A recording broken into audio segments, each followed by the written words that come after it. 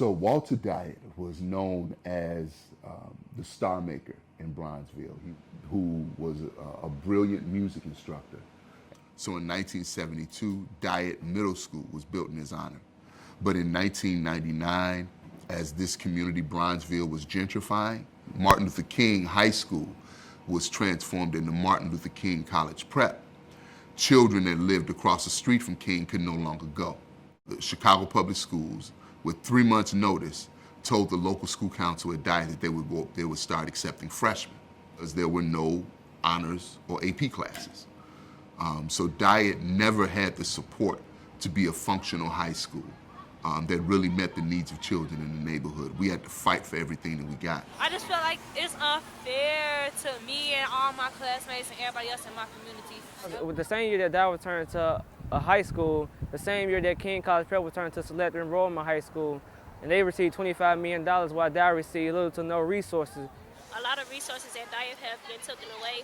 I've been at Dyett for 4 years, and I've seen a lot of after-school programs, teachers, classes, and stuff like that taken away. And then they started pushing towards zero tolerance a lot, and that started to force young people to get kicked out of Dyett, or young people to leave, just because of the hard discipline policies. So young people at Dyett began to work to change the culture of the school themselves. They had this freshman connection program where you would be able to meet with seniors in the school, and you would be able to talk to the principal, and you got guys go on trips. In 2008, we had the largest increase of students going to college in CPS. We had the largest decrease in arrests and suspensions. We had a nationally recognized restorative justice program. And you saw the climate in the school began to change. And a lot of good things started to happen. Because Dyett was never given the support from the district to be a successful school. This was a community-driven effort to improve this school. And in 2011, we won the ESPN Rise Up Award. Dyett High School is a good school. The kids here are good kids, but due to our inadequate funding, it's hard for us to fund our athletic teams. It's my pleasure to announce officially that Rise Up is coming to Dyett High School. It's yours.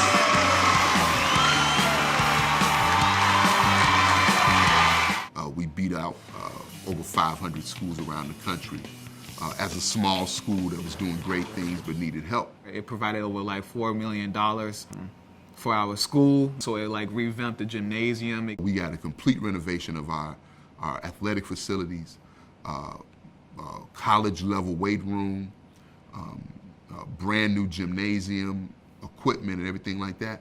And then the next year they phased the school out. I remember 2011 they came out with this paper that was saying that Dyett High School was going to possibly be voted to phase out in December, and it was saying that the school was underperforming, and we was just standing up there, and I remember the board just saying that they voted anonymously to close and phase out Dyett High School. And I can remember the crowd, just being in shock.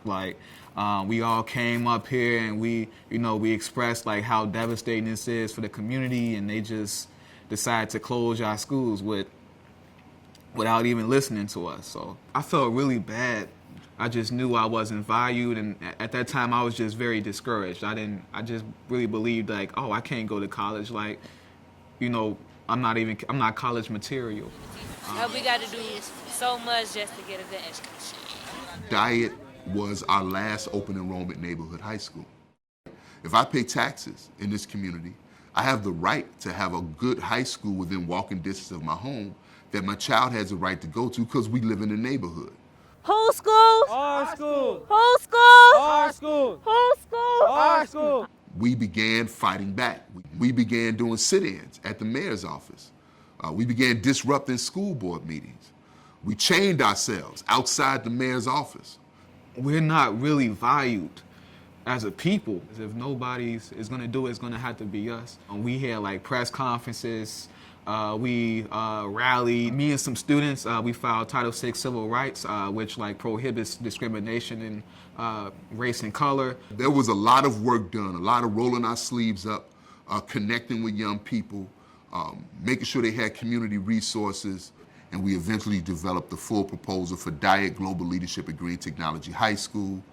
as the hub of what we call a sustainable community school village. The fight for Dyett is really about the fight for our right to remain in this historic black community. Because in addition to them trying to shut down our schools, they've closed our hospitals, they closed the police station, we've lost grocery stores, affordable housing is disappearing. We need to be fighting to make sure that they get what they deserve. I'm not gonna accept my son, because he's black and America is racist, he's not gonna get a world-class education. I'm just not. So, and none of us should. So we should push these decision makers to the edge of the earth. We can talk about what we're going to do all the day. What's the action to get what it is we need for young people? We have to be prepared to struggle outside of the acceptable protest playbook. They know that we'll rally. They know that we'll march. They know that we'll testify at their hearings and we'll get loud and we'll be upset, and rightfully so. And maybe that's where we start. But we have to be prepared to disrupt normal operations to the point where they can't function.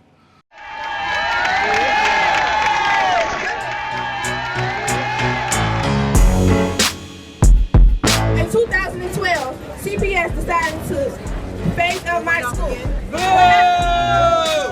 CPS has closed 100 schools and opened 100 charter and 19 contract schools. We have no public schools. Dyett cannot go.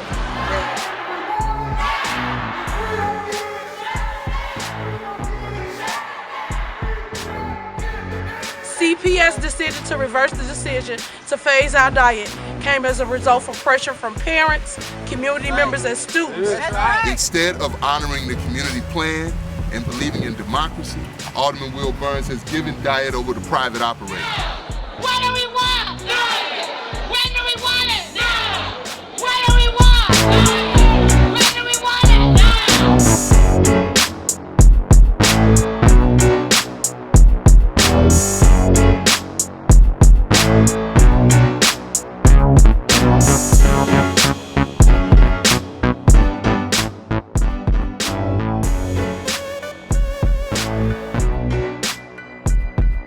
I am inspired by the Little Village hunger strike because they had a school built from the ground up. And so I'm here waging a hunger strike till we get the school because I believe in the school and I believe in our proposal. Well, if I have to go without food, to have a neighborhood school that my grandkids will still be able to go to, by any means necessary, whatever I have to do. We need to take it back.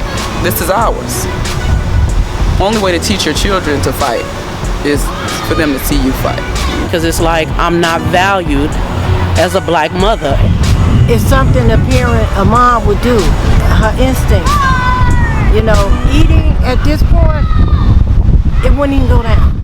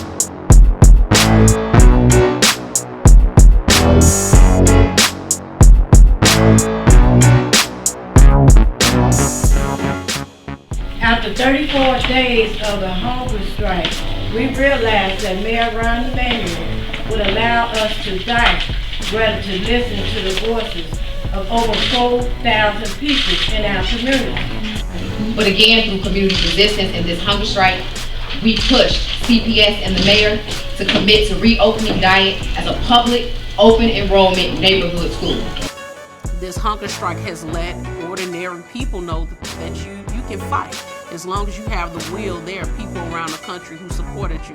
It was a righteous fight that I think it touched people's hearts because people all over the country feel disenfranchised. So we had support from Istanbul, Turkey, from Johannesburg, South Africa, from France, from all over this country, people connected to the fight for Dyett.